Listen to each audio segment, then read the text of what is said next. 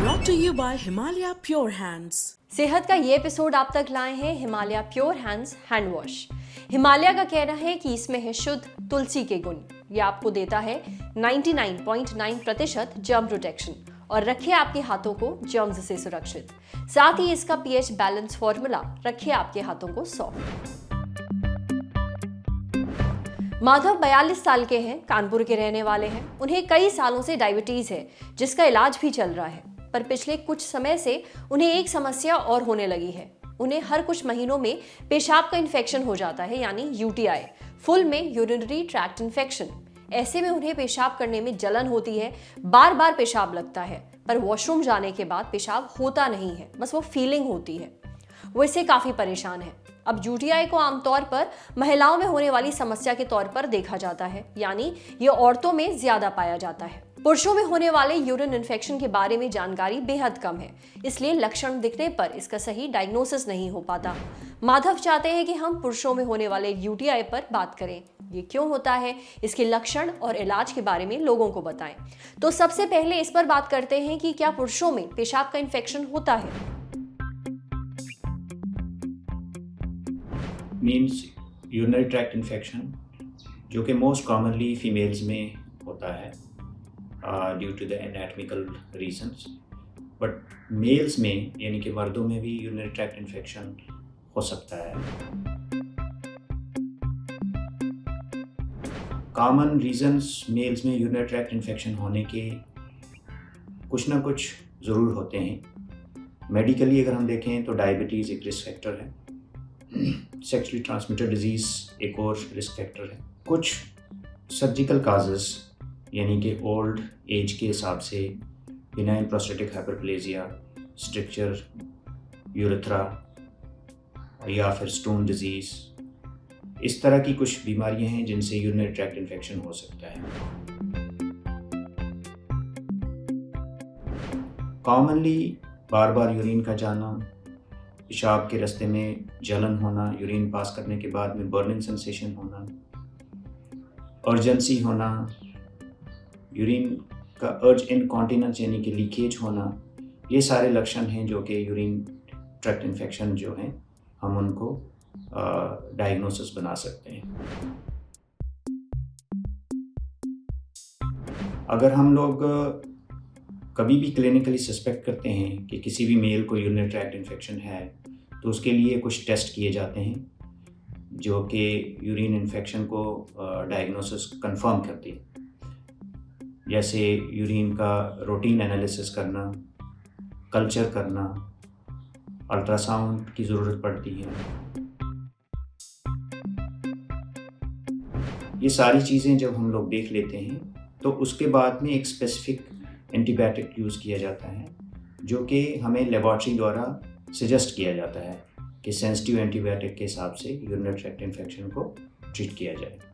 Mails के अंदर अगर प्रोस्टेट इनलार्जमेंट है, स्ट्रक्चर है, या फिर कभी कभी फोरस्किन के अंदर से भी इन्फेक्शन जो है रेट्रोग्रेड स्प्रेड होता है, तो उसकी ट्रीटमेंट जो है वो स्पेसिफिकली की जाती है। कोई भी रिस्क फैक्टर अगर आप में है, यानी कि डायबिटीज़ है या कुछ और ऐसा रिस्क फैक्टर है जो कि हमें यूरिनरी ट्रैक्ट इन्फेक्शन के लिए ज़्यादा रिस्क फैक्टर है, तो उसको भी हम लोग कहीं ना कहीं उसका जो ट्रीटमेंट है वो करते हैं। एक चीज़ याद रखिए कि यूरिनरी ट्रैक्ट इन्फेक्शन जो है वो जेनिटल इसमें यूरिनरी ट्रैक्ट में कहीं पे भी हो सकता है। अपने डॉक्टर से कंफर्म करें कि यूरिनरी ट्रैक्ट इन्फेक्शन का प्रॉपर डायग्नोसिस बनाएं और प्रॉपर एंटीबायोटिक ट्रीटमेंट जो है उसको इस्तेमाल करें। रैंडमली एंटीबायोटिक ट्रीटमेंट जो है वो ना इस्तेमाल करें, क्योंकि इससे एंटीबायोटिक रेजिस्टेंस जो है वो फैलेगा और आपके लिए जो सब्सिक्वेंट इन्फेक्शंस हैं वो ट्रीटमेंट जो है वो डिफ़िकल्ट हो जाएगी। याद रखिए, बार बार पेशाब आना, पेशाब में जलन होना यूटीआई के लक्षण हैं। अब ये यूटीआई किन किन कारणों से हो सकता है ये आपको डॉक्टर साहब ने बता दिया, पर डायबिटीज इसकी एक बड़ी वजह और इशारा भी है। इसलिए अगर आपको यूटीआई के लक्षण महसूस हो रहे हैं तो खुद कोई दवा लेकर अपना इलाज ना शुरू करें। डॉक्टर को दिखाकर सही डायग्नोसिस और इलाज करवाएं। अब बढ़ते हैं सेहत के अगले सेगमेंट की तरफ। अगर आपकी हाल फिलहाल में कोई सर्जरी हुई है तो कुछ गलतियां ऐसी हैं जो आपको हरगिज नहीं करनी चाहिए। क्या है वो गलतियां, जानिए हमारे अगले सेगमेंट तन की बात में। कई लोग डॉक्टर की नसीहतों के बावजूद भी कई ऐसी गलतियां कर बैठते हैं जो सर्जरी के बाद मामला बिगाड़ देती हैं। वैसे तो ये नसीहतें डिपेंड करती हैं कि आपकी कौन सी सर्जरी हुई है, पर कुछ आम गलतियां हैं जो सर्जरी के बाद जनरल सर्जन्स लोगों को अवॉइड करने के लिए कहते हैं। अब क्या है वो गलतियां, ये हमें बताया डॉक्टर हर्षल ने। पहली गलती, दवाई समय पर ना लेना। गलत मेडिसिन ले लेना या फिर दवाई खुद से लेना और कभी भी बंद कर देना। ऑपरेशन में अगर घाव हुआ होता है तो इन्फेक्शन से बचाने के लिए दवाइयां दी जाती हैं। इन दवाइयों को समय पर लेना बेहद जरूरी है। गलत दवाई असर नहीं करेगी। दूसरी गलती, सफाई का ध्यान ना रखना। सर्जरी के बाद इन्फेक्शन होने के चांसेस होते हैं, घाव को साफ रखना चाहिए। तीसरी गलती, सर्जरी के बाद ऐसा लगता है जैसे शरीर से कोई पार्ट चला गया है, इसलिए डिप्रेशन और एंजाइटी महसूस होना बहुत ही आम है। इसलिए किसी से बात जरूर करें, प्रोफेशनल मदद लें। चौथी गलती, सिगरेट और शराब से दूर रहें, घाव भरने में दिक्कत होती है। पांचवी गलती, डॉक्टर की बताई हुई डाइट ही माने। अगर डॉक्टर ने लिक्विड या फिर सॉफ्ट डाइट बोली है आपको तो उसे माने। छठी गलती, सर्जरी के बाद फॉलो अप ना करना। सातवीं गलती, डॉक्टर पर यकीन ना होना। अगर इलाज सही नहीं लग रहा है तो सेकंड ओपिनियन जरूर ले, पर इलाज ना छोड़ें, इससे लेने के देने पड़ सकते हैं, समझे। अब बढ़ते हैं सेहत के अगले सेगमेंट की तरफ। खुराक, एक झकास सी हेल्थ टिप। जानिए मूली खाने के फायदों के बारे में, साथ ही ये भी पता करते हैं कि क्या मूली रात में नहीं खानी चाहिए। हम लोग अक्सर सलाद में मूली खाते हैं, कई लोगों को इसकी सब्जी भी खाना पसंद है। अब ये सिर्फ टेस्ट में अच्छी नहीं होती है, इसके फायदे भी हैं। मूली के फायदों के बारे में समझने के लिए हमने बात की न्यूट्रिशनिस्ट दीक्षा छाबड़ा से। दीक्षा छाबड़ा बताती है कि मूली में अच्छी मात्रा में विटामिन सी होता है, आयरन होता है, विटामिन बी होता है, इसके अलावा पोटेशियम, मैग्नीशियम और सोडियम होता है। ये विटामिन और मिनरल्स आपकी सेहत को और बेहतर बनाने में बहुत मदद करते हैं। मूली डाइटरी फाइबर से भरपूर होती है, इसलिए डाइजेशन को इम्प्रूव करती है।